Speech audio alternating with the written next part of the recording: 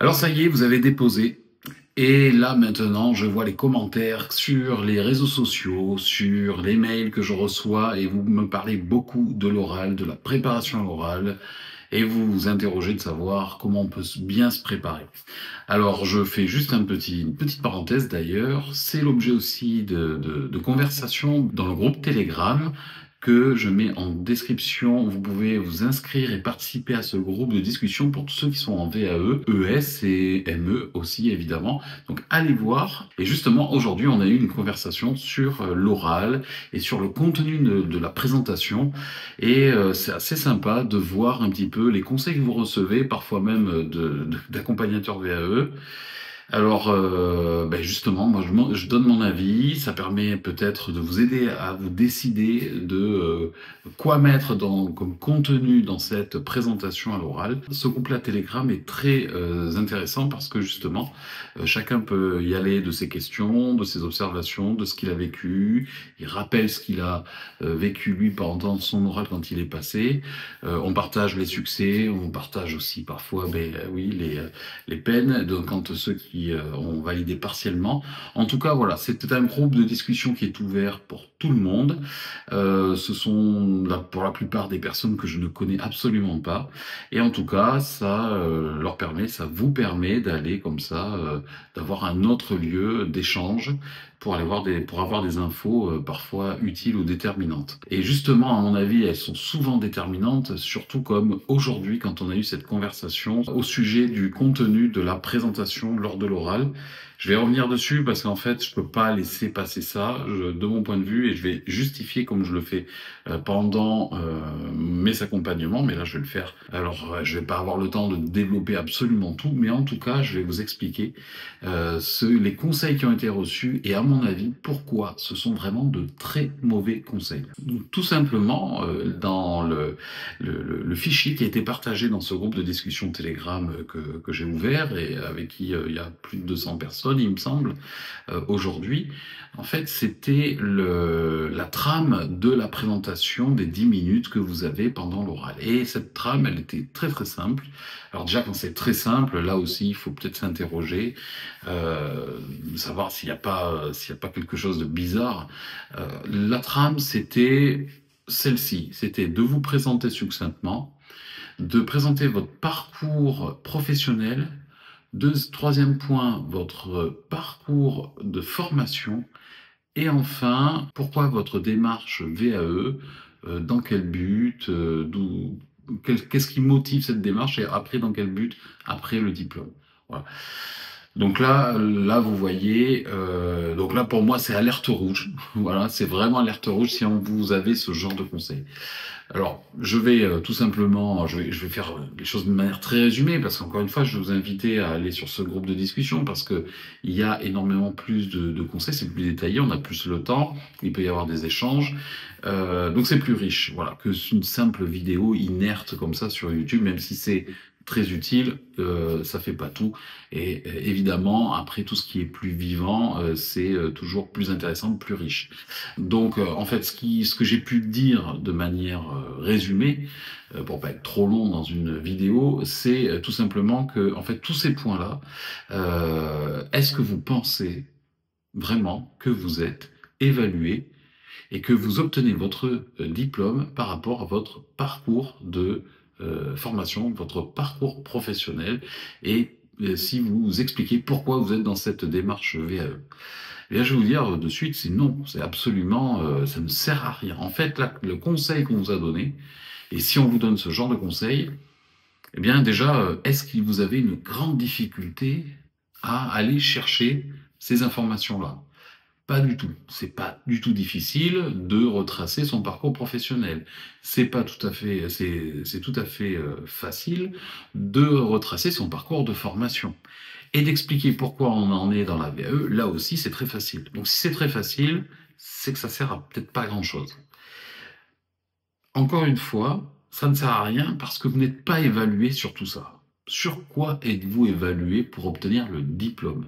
Vous êtes évalué sur les compétences qui se trouvent dans le référentiel, dans les domaines de compétences. Donc là, je crois que quand j'ai dit ça, d'une certaine manière, ben, je crois que j'ai dit l'essentiel. En fait, dans les 10 minutes, de quoi doit-on parler? Ben, des compétences. Donc ça semble peut-être, en tout cas pour moi, ça me semble complètement évident, mais a priori, ça ne l'est pas pour tout le monde. Et je vous invite tous qui êtes dans cette démarche-là de VAE, et donc du coup, vous avez déposé, vous êtes fatigué, vous avez envie de passer peut-être à autre chose, vous voulez que ça se termine, mais vous avez encore cette appréhension de l'oral. Eh bien oui, vous avez l'oral à préparer, et l'oral, il se prépare. Et il se prépare d'autant plus que c'est sûrement l'épreuve la plus déterminante pour obtenir le diplôme. Vous avez beau avoir fait un livret 2 parfait, que vous croyez, parce que le livret 2 parfait n'existe pas, eh bien finalement, votre livret 2, je vais vous dire, il va être pas si utile que ça pour le diplôme, pour obtenir le diplôme. Parce qu'en fait, le livret 2, même s'il est très bien, on ne sait pas qui l'a écrit. Donc il y a toujours ce doute. Et en fait, ce doute est levé à partir du moment où on va échanger avec vous à travers ce temps après vos 10 minutes. C'est là où vous allez confirmer les compétences qui apparaissaient dans le livret 2, et donc là, vous allez les confirmer. Alors quand j'ai dit ça, on pourrait se dire, bon, bah alors il suffit de répéter le livret 2. Absolument pas. Répéter le livret 2, ça ne sert à rien. Vous vous tirez un peu une balle dans le pied et vous n'apportez pas de supplément d'âme. Donc, vous allez me dire, mais alors Mathieu, dis-moi, si je ne dois pas répéter mon parcours, effectivement, on le connaît, il est dans le livret. À quoi ça sert de le dire? Ça sert à rien. En plus, c'est pas une compétence. Mon parcours de formation, mon parcours professionnel, je vais pas le dire, vous le savez. Mes motivations, pourquoi je suis dans cette démarche, vous le savez, les membres de jury le savent, ça ne sert à rien de redire. Alors de quoi je vais parler si je ne dois pas répéter mon livret 2? Eh bien justement, ça va être, le livret 2 doit être le point de départ d'un petit plus qu'il va falloir démontrer à l'oral. Vous n'allez pas à l'oral, je ne vous conseille à aucun moment de dire, de répéter l'histoire que vous avez présentée, la situation de telle personne, et de redire son parcours, de la personne que vous avez accompagnée. Non, non, non, on le sait. Donc tout ce qu'on sait, ne le redites pas. Vous pouvez l'évoquer. Vous pouvez le rappeler, mais ça doit durer quelques secondes à peine. Donc, dans votre présentation, mais aussi bien dans l'échange, vous devez aller au-delà.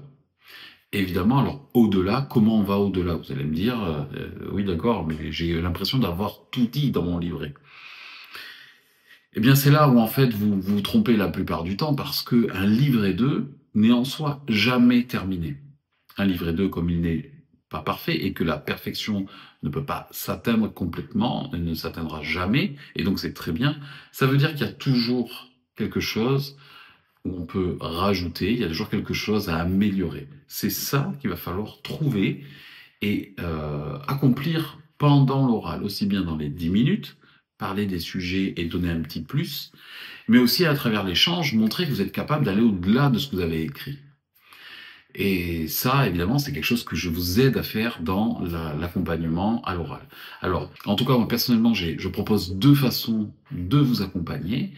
Il y a une façon la plus complète et la plus efficace pour mettre toutes les chances de votre côté pour valider, et qui démontre réellement et combien de personnes j'ai, entre guillemets, sauvées parce qu'elles allaient dire des banalités, elles allaient répéter les choses, et en fait, ou ne pas voir le pire, c'est ne pas voir les grossières erreurs, les maladresses énormes dans votre livret, qui fait que si vous n'aviez pas dit quelque chose sur ce point-là du livret 2, vous seriez fait défoncer. Le mot est vraiment utilisé volontairement. Je veux parler de parties où on ne fait pas de référence au texte qu'on est allé chercher dans un livre ou dans un article. Donc c'est de se rapprocher donc du coup du plagiat, de prendre le risque. Ça peut être l'anonymisation, quand on n'anonymise pas très bien son texte. Alors là, vous prenez un énorme risque. Des choses, ça, ce sont des maladresses, des grosses boulettes. Et ça, dans votre oral, vous pouvez vous en sortir. Je l'ai encore vu il n'y a pas très longtemps pour une question de plagiat dont un candidat aurait pu être accusé. Donc ce qui est très grave, hein, il y a des lourdes conséquences quand il y a une question de plagiat, puisqu'il s'agissait d'un texte qui était copié-collé tel que sur plusieurs pages. La personne a pu s'en sortir, parce que justement, il y a eu tout un travail de fait, il y a quelque chose qui a été amené à l'oral. Donc là aussi, vous voyez, ce genre de choses, ce genre de maladresse, si vous en apercevez dans votre livret que vous avez déposé après l'avoir fait, évidemment, il faut réagir, il faut absolument le traiter pendant l'oral.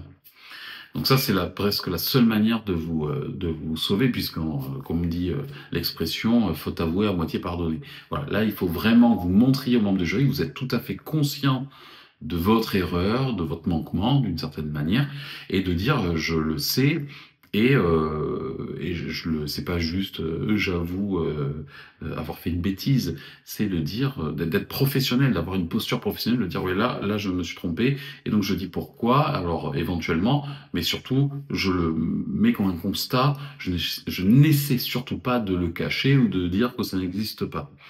Voilà, parce que ça c'est ça sera pas apprécié du tout.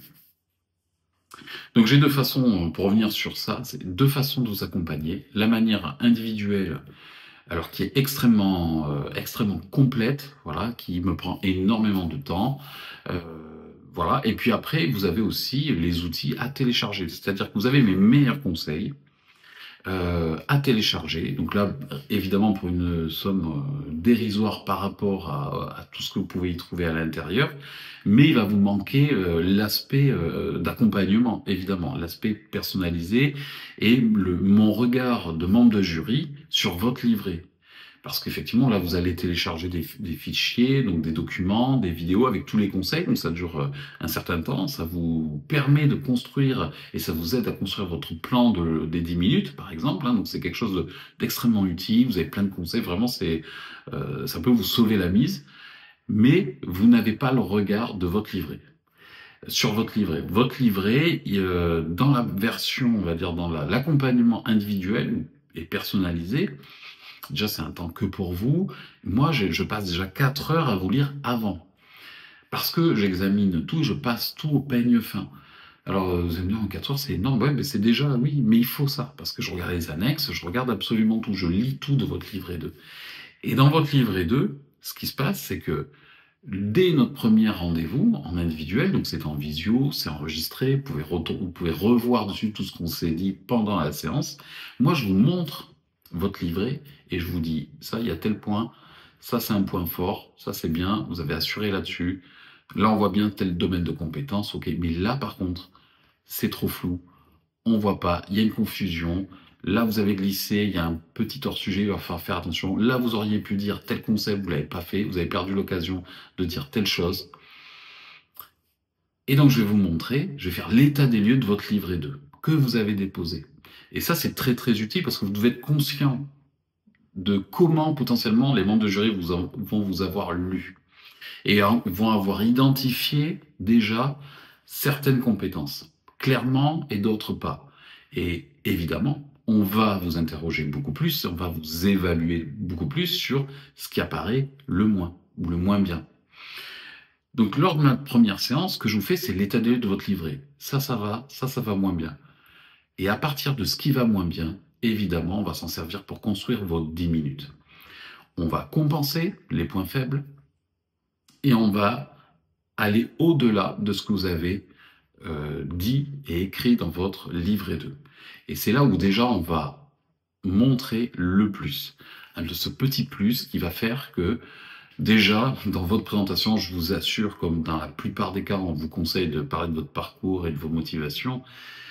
Si vous choisissez un plan tel que je le fais, je le conseille, vous allez vous distinguer, vous allez vous sortir du lot et vous allez faire dire au membre du jury, ah tiens, là il y a de la matière, la personne elle parle des sujets attendus, elle ne parle pas de son histoire de vie, de son parcours, on n'en a rien à faire.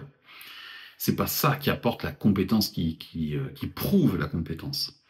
Et donc, on va faire ça, vous aurez un plan dès la première séance avec moi de vos 10 minutes, qui sera on va dire un contenu amené, évidemment de qualité forcément, puisque vous allez apporter ce petit plus, vous allez compenser les points faibles. Là déjà, vous devriez, à travers ces 10 minutes, avoir répondu en partie à certaines questions que les membres de jury se posaient avant que vous commenciez à parler.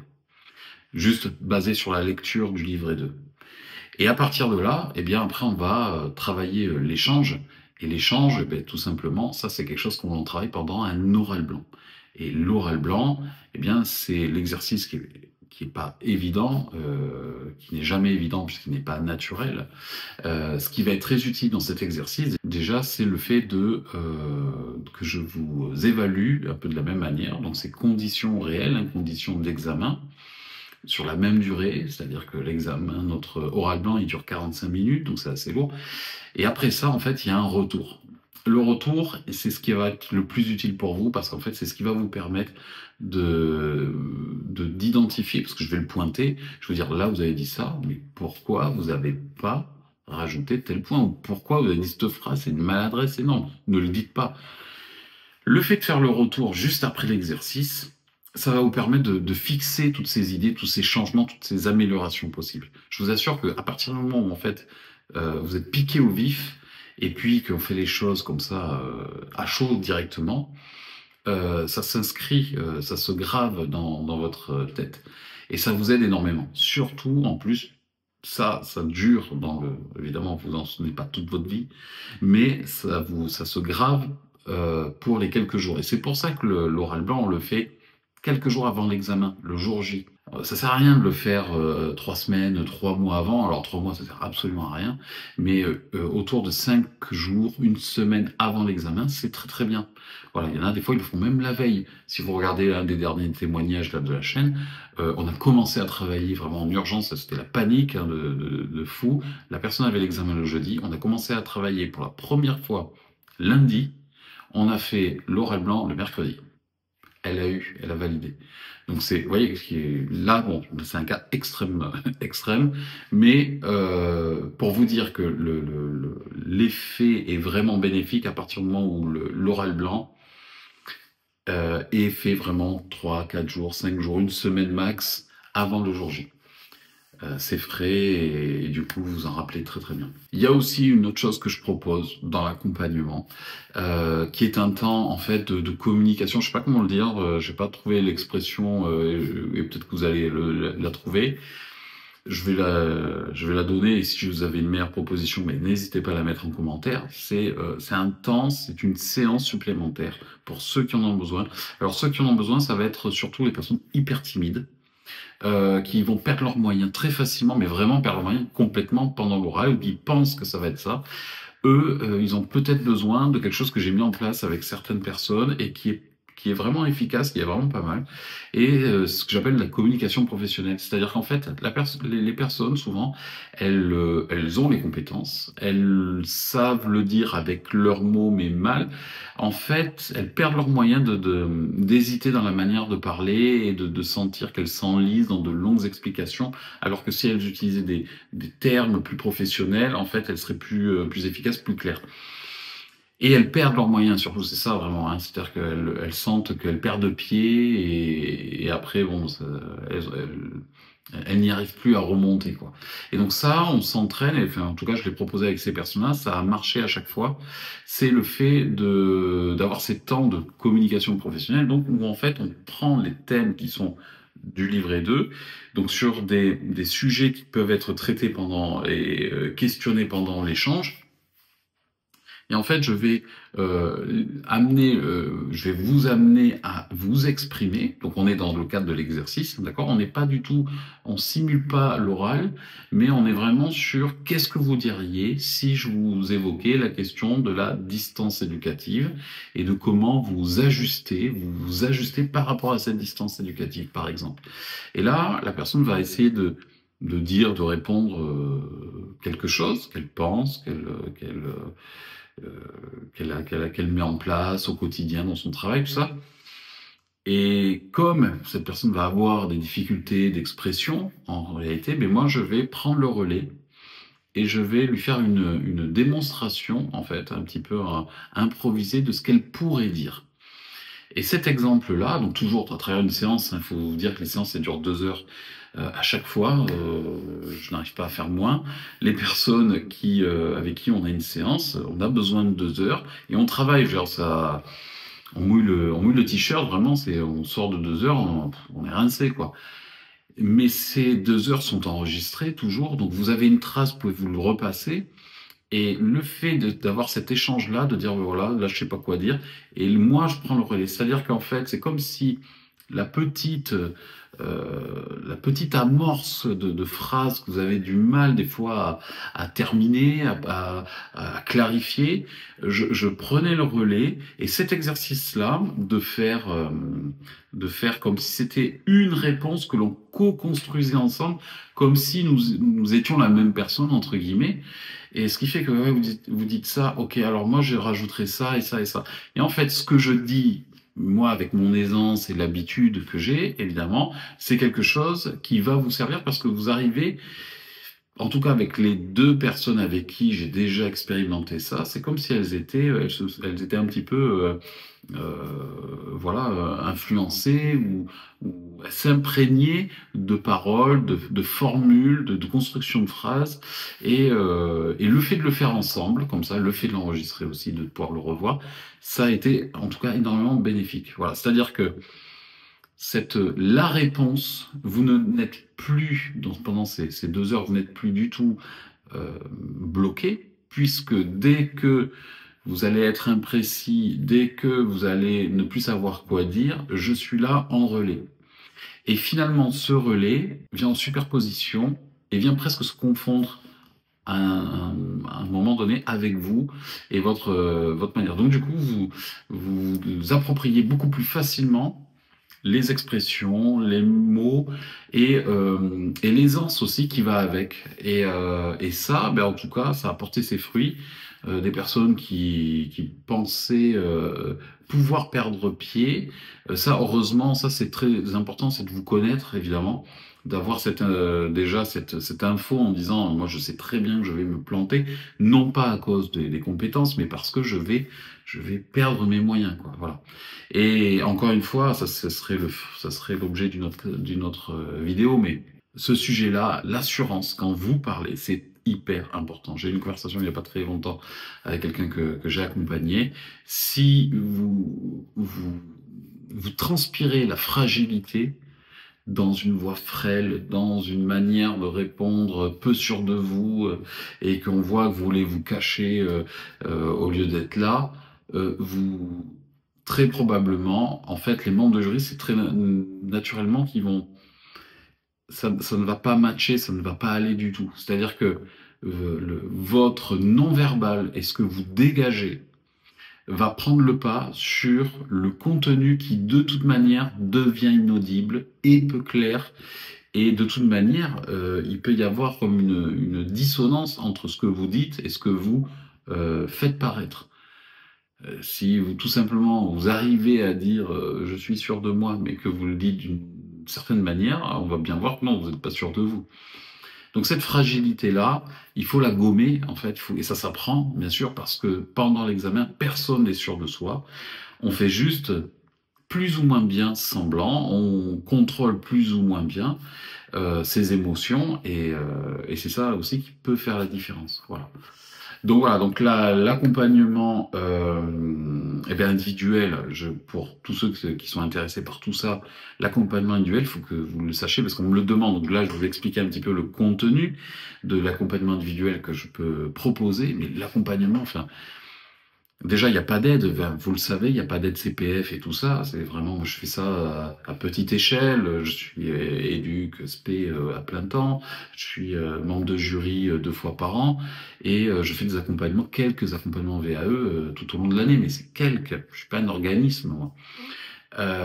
Donc évidemment que parce qu'il y a la plateforme, que vous pouvez revoir et revoir les choses, tout ça, c'est des choses que je paye. Donc et je passe énormément de temps, il me faut 4 heures pour vous lire. Donc l'accompagnement individuel, il faut déjà que vous partiez du principe que c'est extrêmement onéreux comme prestation. Alors évidemment que derrière, évidemment que il y a un énorme bénéfice pour vous, mais sachez que c'est plusieurs centaines d'euros, un accompagnement individuel. Et puis sinon, pour ceux qui ne peuvent pas se permettre, eh bien, il y a toujours, et c'est pour ça que j'ai mis en place cet outil-là, où il y a plein de vidéos et de documents qui sont un conseil, qui sont les meilleurs conseils pour préparer son oral. Et là, ben, c'est téléchargeable, évidemment, mais Il n'y a pas de côté personnalisé, il n'y a pas mon regard sur votre travail. Il peut pas y avoir tout ce travail qui est fait, donc le bénéfice il est moindre, mais si jamais autour de vous, on vous conseille, je vous le dis, de parler dans votre oral de votre parcours professionnel, de formation et de vos motivations, mais alors, je vous le dis, fuyez. Fuyez parce que ça, c'est le niveau zéro d'un oral. Voilà, ça, enfin, sans juste réfléchissez 2 minutes, ce qu'on vous a dit, dans ce qu'il faut mettre dans un oral, mais vous pouvez le dire à n'importe quel VAE, n'importe quel diplôme. Vous voyez bien que c'est pas qualitatif. Donc, si vous avez que ça et que vous êtes perdu, je vous conseille de au moins télécharger cet outil-là qui est, je vous assure, quand même très complet. Et si jamais vous voulez aller au-delà et que vous voulez vraiment pousser le curseur et mettre toutes les chances de votre côté pour avoir la meilleure qualité d'accompagnement, bien là, il n'y a pas de secret, c'est l'accompagnement individuel.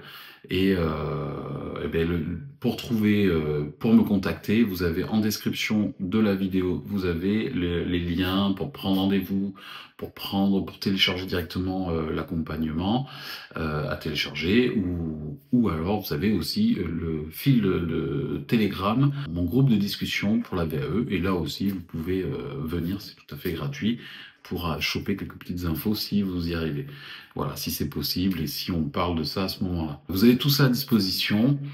Maintenant, vous avez déposé, détendez-vous, laissez tomber votre livret 2, oubliez-le un petit peu. Et puis, vous savez très bien que vous allez devoir le reprendre d'ici 3 semaines, 1 mois minimum, parce qu'après, les oraux vont commencer, les dates vont commencer à tomber. Donc, patience, courage pour le travail, et puis ne vous découragez pas, hein, accrochez-vous, la VAE, c'est un marathon.